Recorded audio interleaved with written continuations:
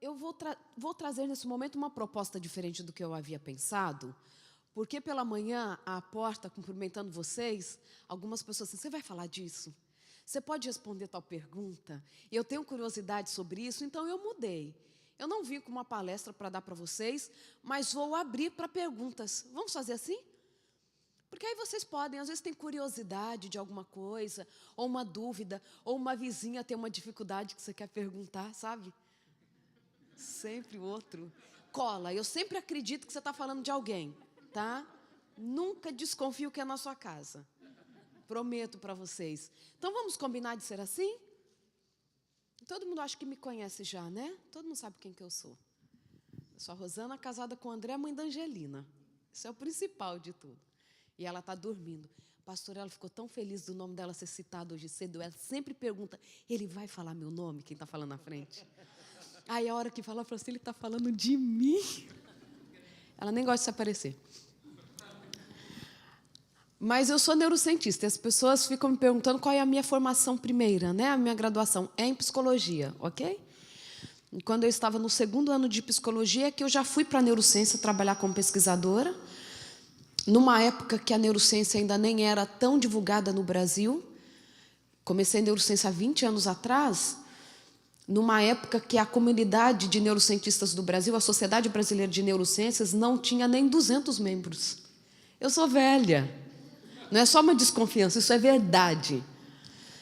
E, na época, parecia meio estranho uma psicóloga ir para a neurociência. Meus professores, nenhum deles concordou, acharam que eu estava acabando com a minha carreira, porque não fazia muito sentido. Na minha cabeça fazia todo sentido.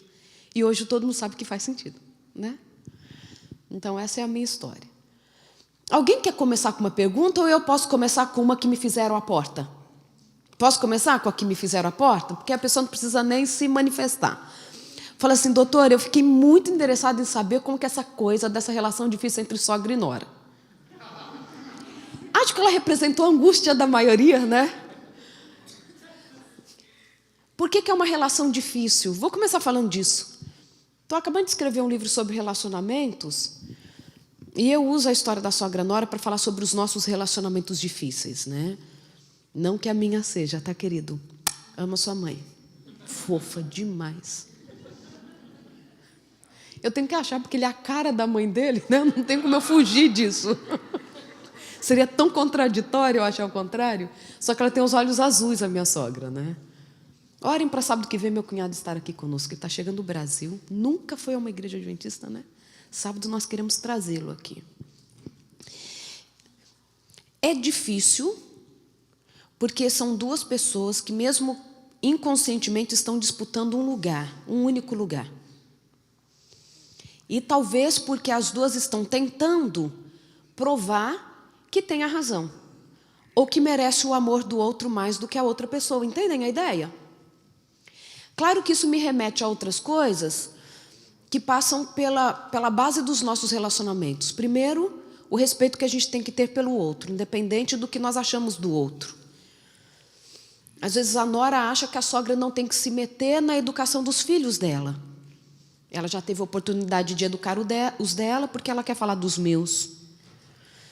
Ao mesmo tempo, aquela mulher, que é a sogra, ela era referência na vida do filho. E agora ela divide esse lugar com uma outra mulher, que veio de fora para ocupar esse lugar. Eu acho que nós temos, talvez, uma grande dificuldade, agora ampliando para os nossos relacionamentos. Eu tenho me refletido muito disso. As pessoas estão, parece que, disputando amores, né? Ou economizando seus amores. Então, eu acho muito estranho quando eu vejo alguém falar assim, ai, não, porque eu gosto mais do filho tal do que o ciclano, do que o outro, porque eles são diferentes, ela me escuta mais, ele escuta menos, ele estuda mais, ela estuda menos. Já vi tantos filhos reclamarem assim, não, meu pai gosta mais de fulano do que de mim. E eu acho que a forma que nós interpretamos o amor, os nossos relacionamentos, que é muito complicado. A minha mãe, eu estava até falando disso com a Keila, hoje nós temos algumas coisas em comum, né? Somos em 5 filhos em casa, a Keila também. O irmão mais novo é o caçula, somos 4 meninas, eu sou a do meio igual a Keila é. E somos bonitas, eu acho que isso é o que mais parece entre nós. Lindas.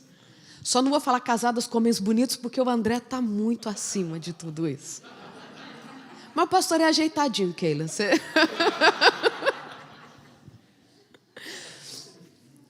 E aí, eu sempre achei tão interessante a forma que minha mãe educou a gente. Sempre isso foi muito interessante.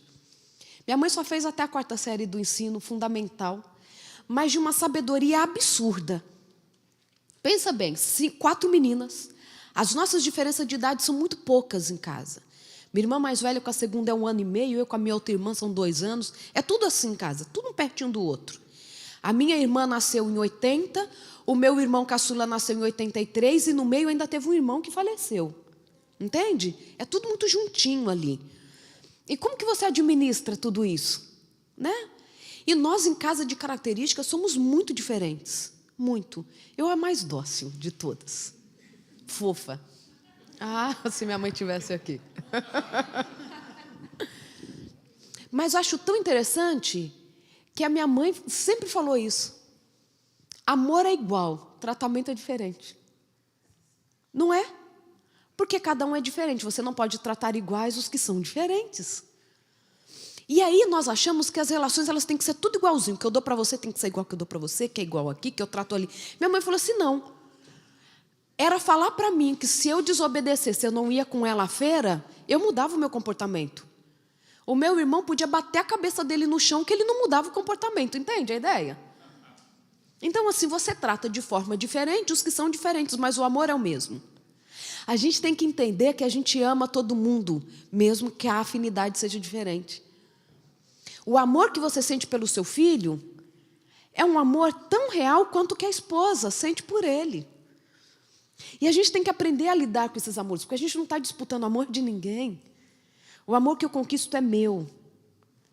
O amor que eu dou para alguém é diferente da expressão do amor que eu dou para o outro, mas é tudo amor. E a gente precisa ensinar isso para filho. E a gente não pode deixar as pessoas serem cruéis com os nossos filhos. Achei tão interessante quando a minha irmã, mais nova do que eu, estava grávida, do meu sobrinho Rafael, ela já tinha a Elisa. E um dia alguém, a minha irmã já com aquele barrigão assim, andando com a minha sobrinha, alguém chegou e falou assim, aproveita o colo da mamãe, porque daqui a pouco o seu irmãozinho nasce e você perde o colo. A minha irmã na hora falou assim, jamais você vai perder o colo, filha. Mamãe tem 2 pernas. Senta em cada uma das pernas. Ninguém perde amor porque o irmão mais novo tal. A gente tem que mudar essa forma. Filho, entenda porque a mamãe precisa cuidar mais do caçula, viu? Quando meu irmão nasceu, desculpa, eu gosto de falar das minhas histórias para não expor as pessoas, tá? Então, tudo que eu tiver de exemplo da minha casa, eu vou falar da minha casa. Depois eu me acerto com os meus irmãos. É mais fácil com eles do que com o paciente, quem contou as coisas para mim, né? Foi tão interessante, quando a minha mãe estava grávida do meu irmão caçula, ela sabia que parecia que ia nascer em janeiro, que é quando eu fazia aniversário. E a minha mãe disse assim, olha, eu vou ganhar um bebê. Ele vai ser o seu presente de aniversário. Ele vai nascer sem saber fazer nada e você que vai me ajudar a ensinar o seu irmão. O azar do meu irmão é que ele nasceu no dia do meu aniversário. Aí eu achei que ele era meu. Dava mamadeira quente na boca, minha mãe distraía, eu colocava mamadeira. Porque aquele era o meu bebê. Ele não veio para disputar um lugar, ele veio para mostrar que eu cresci. Que eu tinha coisas para ensinar para ele, sabe? Eu ainda vou perguntar para minha mãe como ela conseguiu fazer isso. Eu e o meu irmão somos do mesmo dia, tudo parto normal. E a minha irmã com o meu outro irmão que faleceu também do mesmo dia, tudo parto normal. Não é incrível? Não adiantou nada que a gente não tinha festa mesmo assim. Mesmo economizando, não rolava festa em casa. Mas a gente tem que aprender a ter relacionamentos saudáveis. E relacionamento saudável não significa que a gente concorda com tudo. Que a gente é igual em tudo. Que tudo é perfeito, mas a gente tem que aprender a viver bem com as pessoas. Isso é um exercício. É mudança de pensamento. Eu confesso que às vezes, assim, muito assim, 12 anos de casado, só de vez em quando que eu fiquei brava com o André. Porque eu sou uma candura. Mas de verdade, eu criei um pensamento para quando eu fico brava. Um pensamento. Tem homem que ficou interessado e mulher também. Eu me faço uma pergunta quando eu me irrito com alguma coisa. Porque foi mesmo que eu casei com ele. Sem brincadeira. Aí eu começo a lembrar o porquê que eu casei com o André. Aí eu lembro das qualidades que ele tem, que são infinitamente superiores àquele negocinho que ele fez. Entendem a ideia? A gente precisa aprender a ter o olhar mais amplo para as nossas relações. Não é o que o outro fez aqui, ó. Passou por mim, não me cumprimentou, que isso é o fim da vida. Eu nem sei porque o outro não me cumprimentou. Eu nem sei porque o outro gosta mais de sentar do lado de fulano do que de mim. Sabe por que eu estou falando disso? Porque o que mina as nossas relações não são as coisas grandes, são as pequenas.